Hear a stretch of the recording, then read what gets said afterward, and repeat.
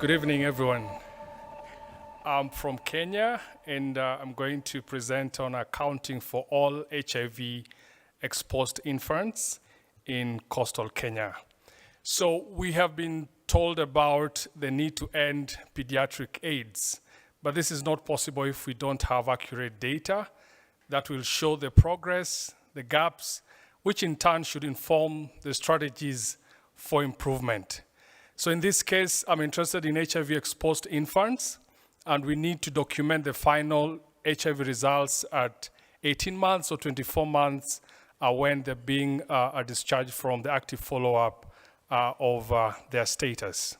We used an unperspective cohort study designed to demonstrate the process in coastal Kenya amongst 351 health facilities. So the cohort we studied was from October 2023 to September 2024, and we already know the HIV-exposed infants testing points. We were able to document the missed opportunities, defaulters, those who are lost to follow-up, the deaths, and those without final outcomes. And then we engaged the mentor mothers to trace them and find out where they are for us to document the final outcomes.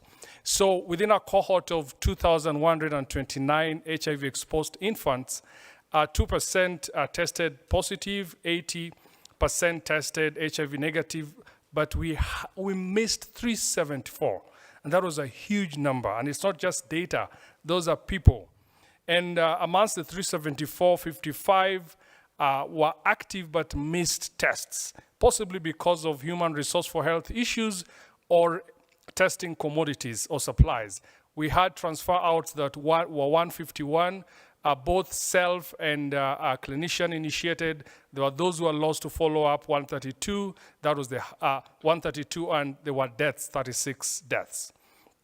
So post follow-up by the mentor mothers, we were able to identify 200 more so that they could be added into the final data for the health outcomes for the HIV-exposed infants. For those that we were not able to successfully trace, it was either due to wrong locator information, changed contacts, and or residence issues. Let me speak about death. We were able to do verbal autopsy.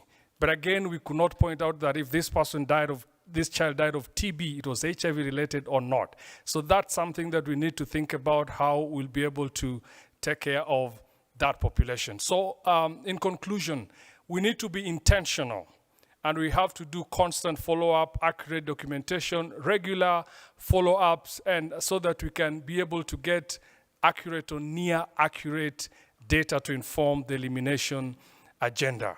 And this may include something to think about. Can we still test posthumous?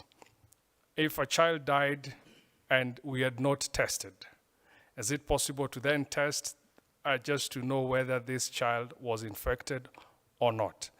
I want to acknowledge my co-authors, the donors, our frontline community health workers, and the government. Let me just say that we did this before the stop work order. I don't know what will change thereafter.